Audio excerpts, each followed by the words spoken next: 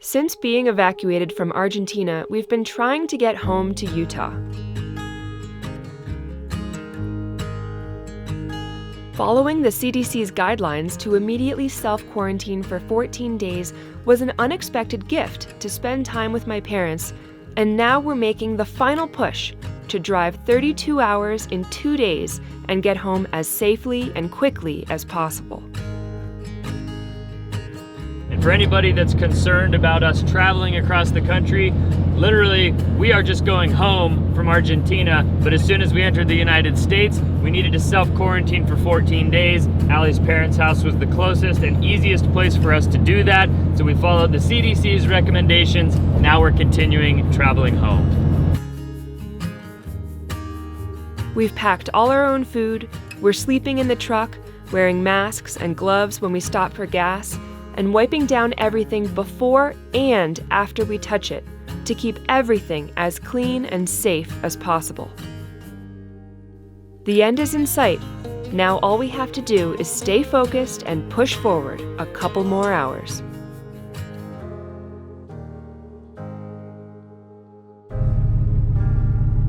It's about 5 a.m. Allie's still asleep, but we're gonna hit the road. We got another long day of driving today. Hopefully we can get a couple hours in before the sun comes up.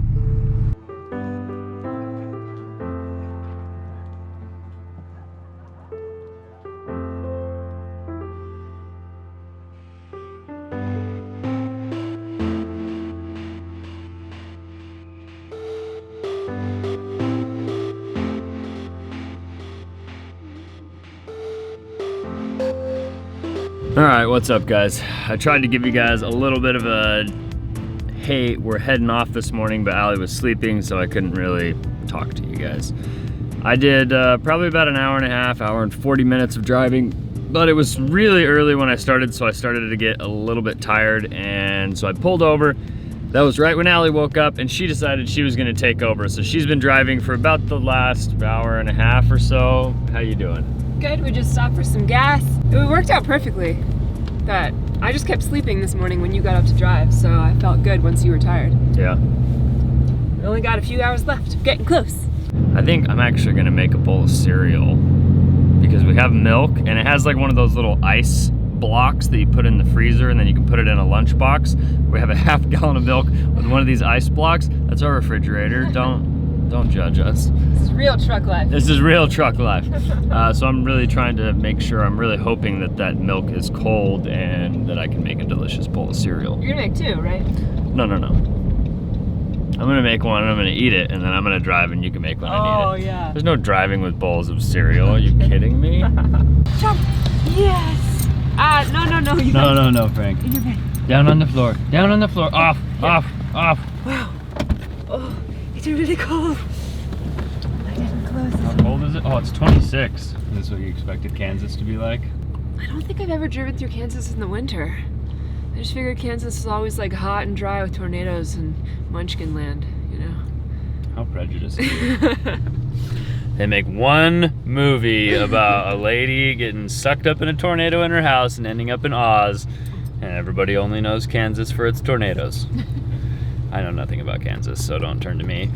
Anyway, we are gonna get back on the road. Hopefully we cross into Colorado soon, even though eastern Colorado is almost exactly like Kansas, but then we get to go through the Rocky Mountains. I'm pretty excited about that. It's been a long time since we've been around those mountains, and those mountains are kind of like home to me, so it'll be like coming through the gateway. Like, I don't know, I'm excited.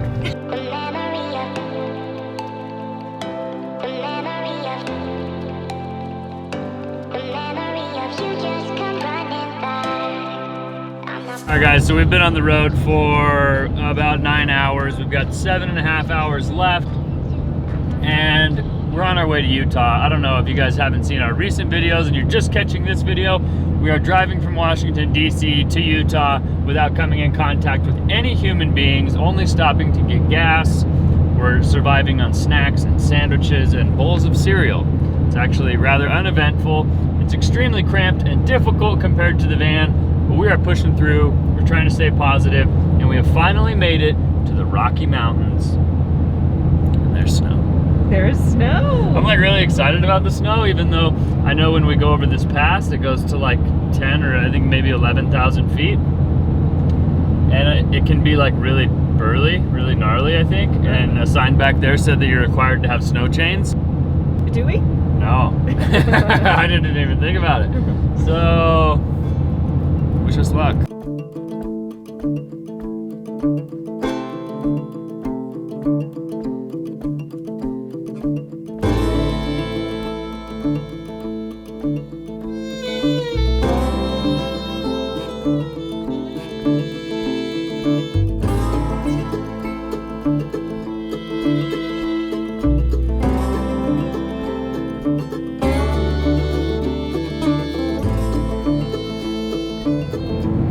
Well, thankfully we made it over the top of the pass here on I-70 and there wasn't any snow on the road. We didn't need chains, everything's going smoothly. It is such a beautiful drive though. These mountains are absolutely breathtaking, especially when they're covered in snow. Just makes me feel really good. It almost makes me forget that we're in the middle of a global pandemic as we're driving on this highway. It's definitely weird. On the coast, it seemed like everyone was in like not full panic, but like taking it very seriously. And as we've gotten further out west, we've been noticing that like there are less and less signs. People at gas stations aren't wearing masks. It just doesn't seem to be, it doesn't seem to have hit as hard out here yet. So we're still doing everything we can to like wear masks, wear gloves, clean everything before and after we touch it, just because I think it's here, they just don't know it yet. But yeah, I think that's very true. I think there's a lot of circulation that people are unaware of, so we're still being extremely vigilant, wiping everything down, being super clean because we don't want to transmit anything or contract anything. We're super excited to be so close to our final resting position. It's been almost 2 full days of driving. I think Frank he's doing his best, but he's not super thrilled. But once we get to my mom's house, he's gonna have a lot of room to run around and play with the other dogs. He's gonna be having a blast. So I think we're gonna make it up to him later. Just gotta hang in there for a couple more hours.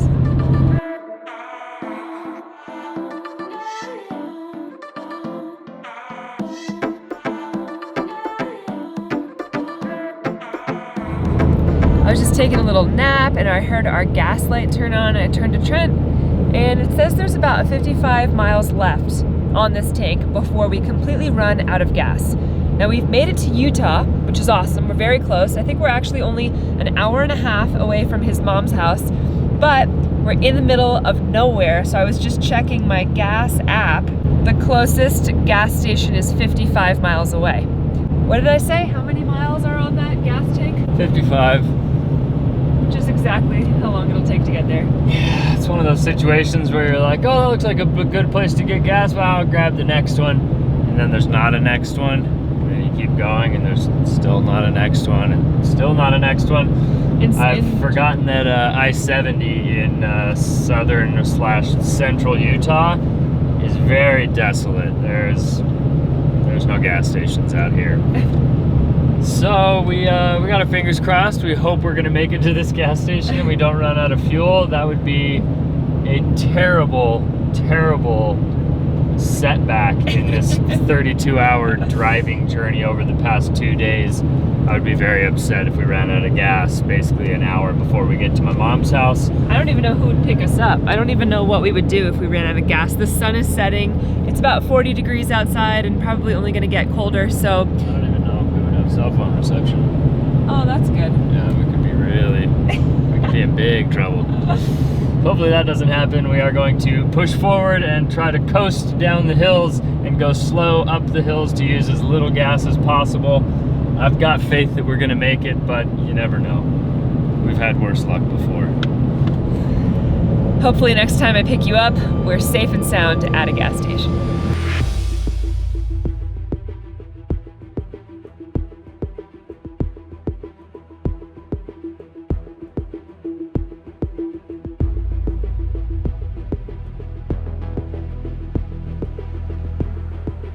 It's not looking good.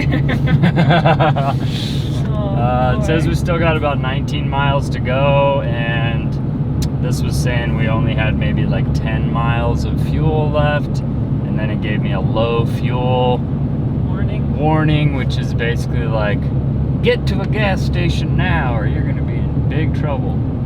So we're probably gonna be in big trouble. I'm just trying really, really hard to be like super easy on the pedal and use as little gas as possible. This last little section we've been in right now has been like a pretty consistent downhill winding through these mountains. And I don't know if it's gonna be like downhill until we get to the gas station, but I'm like really, really hoping that it's gonna be downhill until we get to the gas station. Because if we have to go up another hill or over another mountain, I think we're gonna be in trouble, but we have 11 more miles to go, so that could be the case. Also, we just lost the cell phone signal. Yeah, we don't have any cell phone service now, so hopefully, good news is there is truck drivers that keep going by pretty frequently and a car every now and again, so we're in a pretty friendly part of the country. We could probably wave somebody down and give us a ride to get gas.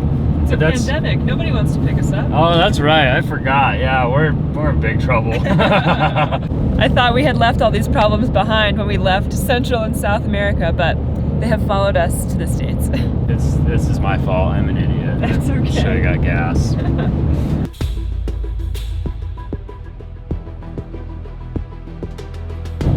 You can kind of see it in the distance. This is either incredible or extreme torture because we can see 2 gas stations at the end of this little valley right here, and it looks mostly downhill.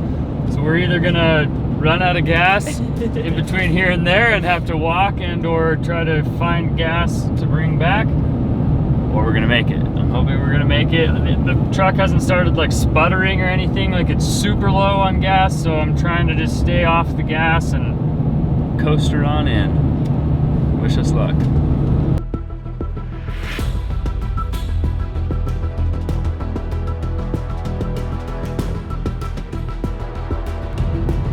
Wow. By the hair on your chinny chin chin. Good job. Let's never do that again, okay? Oh my gosh. I've done this before, some of you guys probably know, but yeah, I try not to do this, but at least we didn't run out. Gotta look on the bright side. We're gonna gas up. We got an hour before we're gonna get back to my mom's house, so we'll pick you guys up in a little bit. We made it. Finally made it to my mom's house. 3 million hours of driving, and we beat my mom home from work. I think these might be her headlights up here.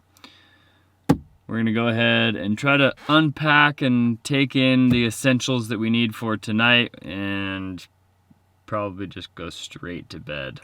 It's been a long couple days, but the truck turned out to be perfect. Trent actually let me drive. We made it all in one piece. And I think we're gonna hit the hay and we'll see you guys in the morning.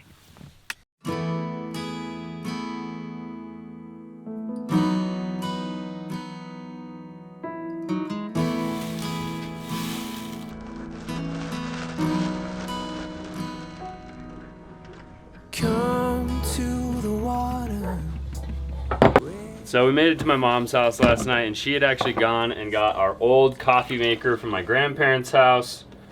I was super excited because I knew that there was at least a bag with a little bit of coffee in there so we could make coffee this morning. I opened it up. There's no filters. So we're literally trying to use a paper towel as a filter, and I know this is not going to work. I know this is gonna be a mess, so here we go. We're at Trent's mom's house, which is super fun because she lives out in the country, so it's very rural. There's horses and goats and sheep nearby. The dog loves it, and her house is really cool. You don't have to live up there, you can just sleep up there. I know. I mean, you can come down Yeah, here. my mom, we don't have to live upstairs, we just have to sleep up there. Is that on? Yeah. Oh my gosh. I think the coffee's working, look. I told you it was It's actually like a stream. I told you. So whether the coffee is like bubbling up and going around the toilet, or the toilet paper, going around the paper towel, or whether it's going through, I don't know. Also, our toilet paper, gosh. Are paper towels on the same like short supply as toilet paper? Like, did people buy all the toilet paper and then people started resorting to paper towels as well? Can you No. find paper No. towels? Yeah, paper towels are totally fine. Yeah, Oh. you can't flush the paper towels. Well, you can. Well, Just probably might you're not create a supposed problem.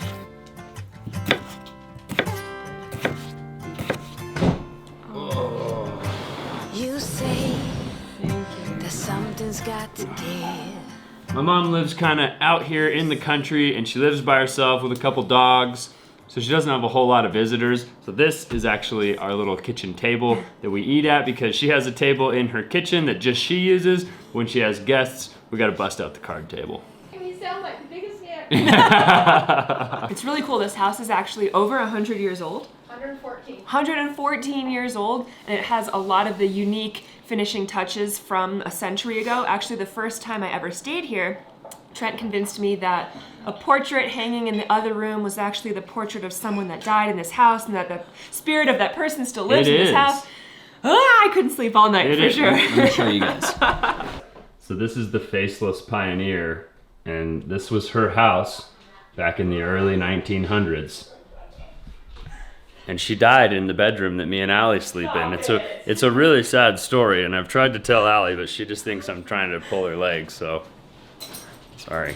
All right, so my mom whipped up a special treat. This is actually called Pioneer Hash Browns. It's basically hash browns with potatoes, with cheese, with sausage. It's amazing. Eggs. Do we have, and eggs too. Do we have sour cream? Oh yeah. Oh, put a little sour cream and a little salsa on there. So good. Frank is down here under the table, ready for breakfast. He's been getting a little bit spoiled by Grandma on Allie's side. He's starting to think that when we sit down to eat, that if he sits at our feet, we're gonna feed him. Yeah, Mom. Because somebody's been feeding him a little bit. We're not gonna say exactly who, but we know. We know.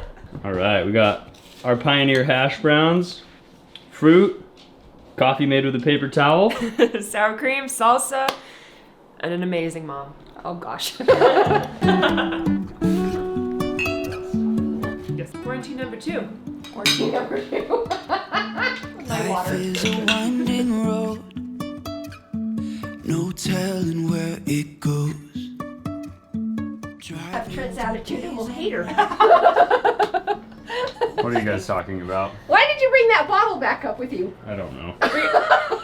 No matter what we're talking about, the conversation always goes back to the curly red-headed little girl that we're gonna have running around one day. That's right. We'll see. Hey, now let me tell you this reason. I'm going to tell you this, and this better be in the video. When I was pregnant with Trent, my mother kept saying, "It's going to be a redheaded little boy." And I said, "I'm not having a boy." I had 2 girls, and I was not having a boy. And I said, "And I'm not having a redhead." And when I delivered Trent, the doctor said, "Oh, your mother got her wish." And it was a redheaded boy. Luckily. Yes, luckily. Doesn't mean you're gonna get a curly red-headed little girl. We'll You see. don't know. If she We'll gets see. her wish, why can't I have mine? She's going to be beautiful. Oh my gosh. Because it's going to be a girl. We'll see. We'll see. We'll see. It's a long time away. Well, that breakfast was absolutely delicious. I do miss my mom's home cooking, but how beautiful is it out here? Oh, Frank is in heaven. Get it. Go get it. Go get it. Not only does my mom have oh look, there's snow right there. Wow.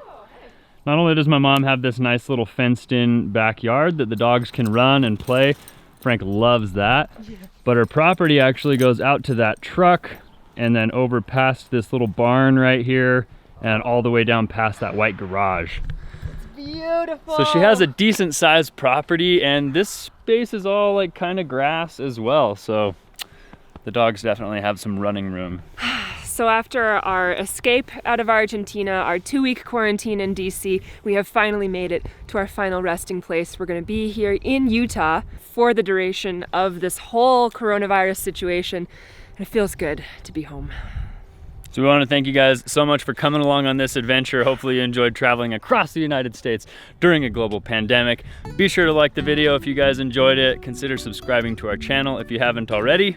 We'll talk to you soon, guys. See you guys on the next one. Adios. Life is a winding road, no telling where it goes. Driving through days and nights, won't stop for traffic lights.